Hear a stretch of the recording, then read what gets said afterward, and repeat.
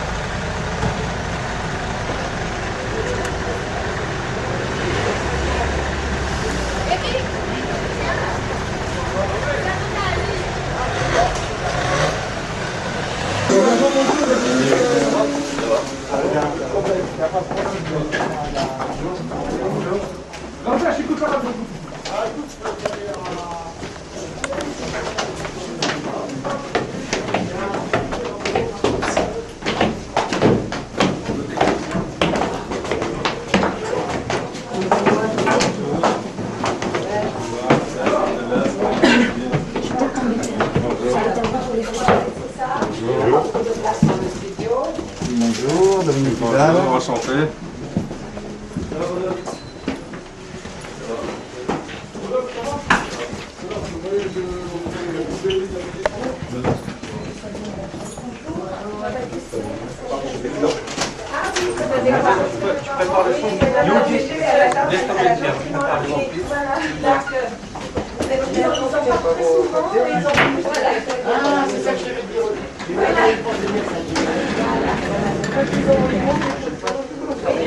Excusez-moi.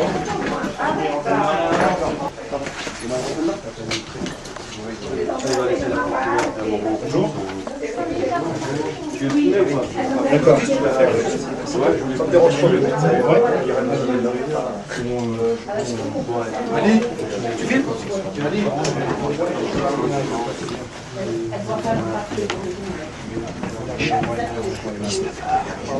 Qu'est-ce qu'il y a dis-le, hein? Il faut partir à 18h30. Toi qui seras rentré du studio. Ouais. Vas-y. Allez, de la part de Allez où? il est parti amener les bagages et le dessin se pousse. Si tu veux l'écouter, vous pouvez vous mettre là.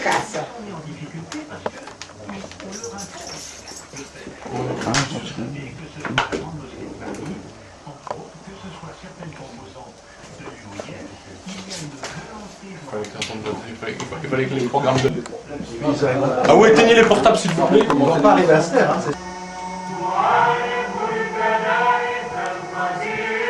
On y va, quand vous voulez. Quand le bouton rouge est allumé devant vous, c'est que vous pouvez parler dans les micros sont ouverts.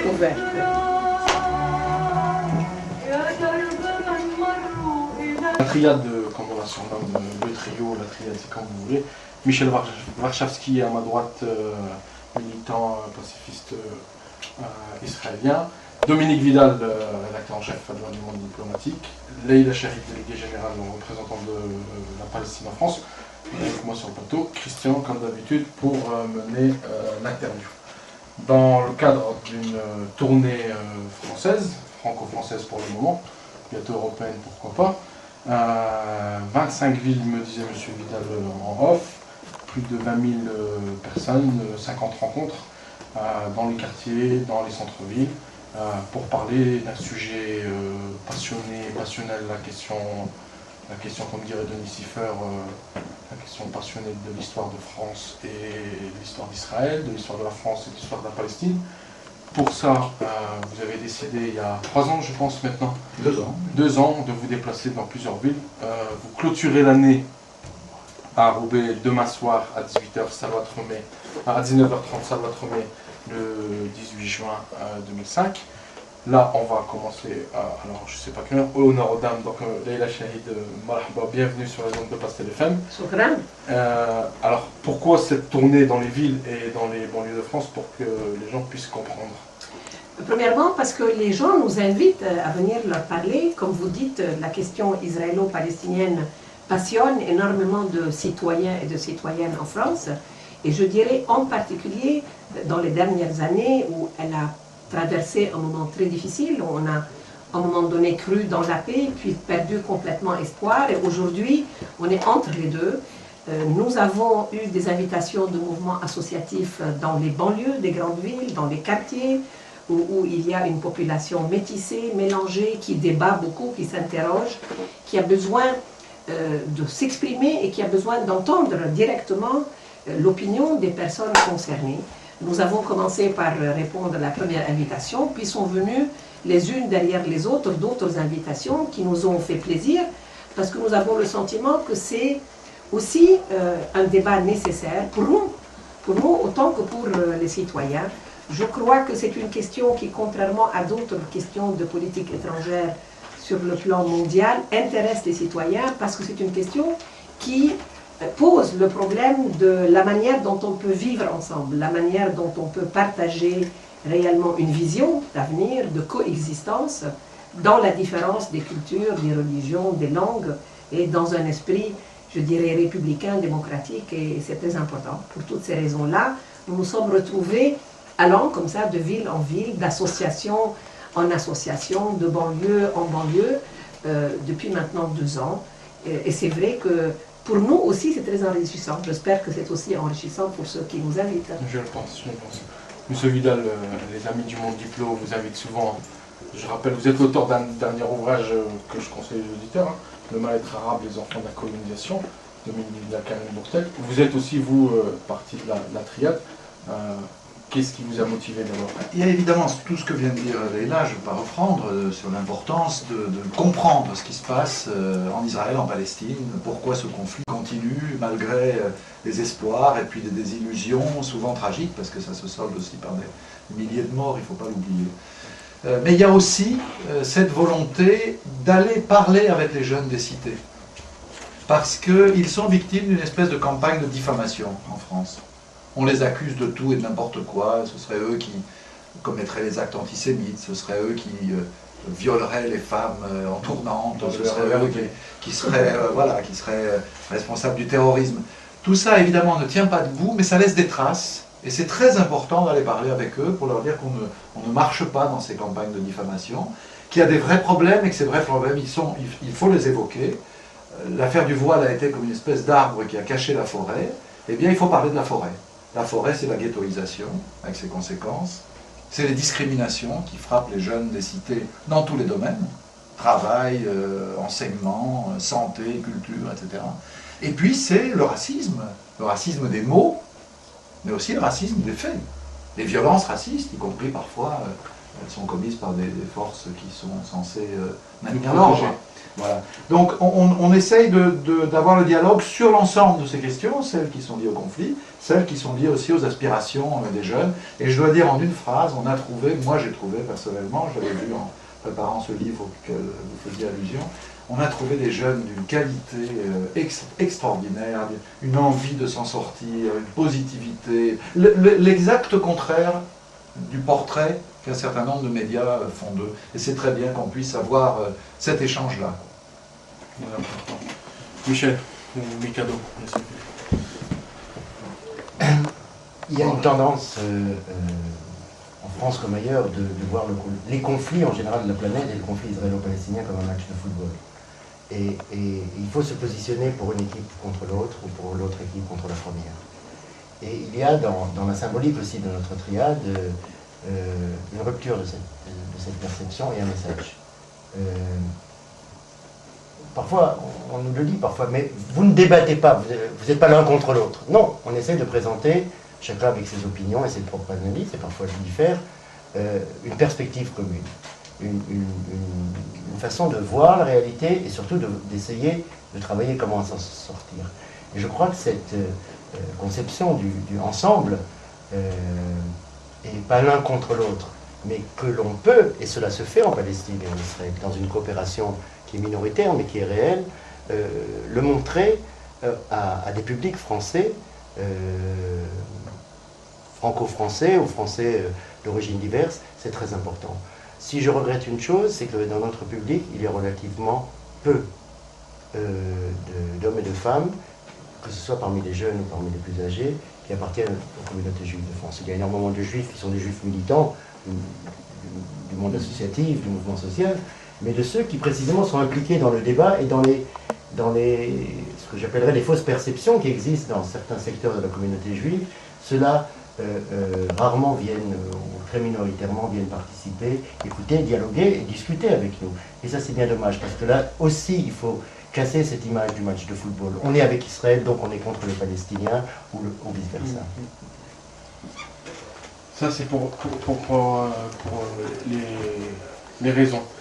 Sur, je vais dire, pas le bilan, mais cette année, vous avez eu l'occasion de visiter des villes nombreuses en France et en Navarre, mais il y a aussi des villes où vous n'avez pas été les bienvenus. Oui, je ne dirais pas que c'est les villes où on n'a pas été les bienvenus, non.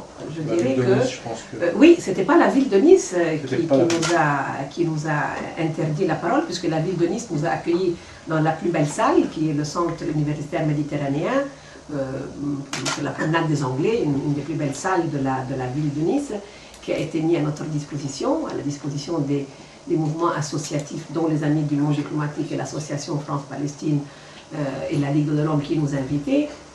Par contre, nous avons eu des problèmes avec ceux qui ne voulaient pas qu'on aille prendre la parole, en particulier dans le quartier de l'Ariane, qui est un quartier de la banlieue de Nice, un quartier qu'on peut appeler un des quartiers les plus ghettoisés, où c'est une population surtout d'enfants, de travailleurs immigrés. Et c'est curieux que c'est justement là qu'on ne voulait pas nous laisser parler.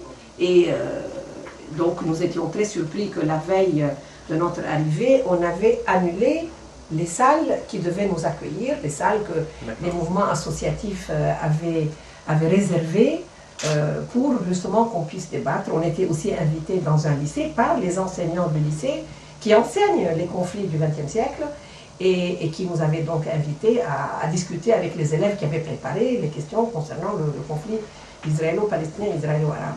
Et je ne peux vous dire que ce qui s'est avéré être une pression faite par le CRIF national, puisque le président Kuckerman, le président du CRIF, a dit lui-même sur les radios françaises que c'était lui qui avait intervenu pour qu'on nous empêche de prendre la parole dans le quartier de l'Ariane. À vous dire vrai, nous n'avons pas très bien compris, il faudrait peut-être lui demander, comment se fait-il qu'il ne le dérange pas qu'on parle en plein centre-ville de Nice, et que ça le dérange qu'on parle dans le quartier de l'Ariane.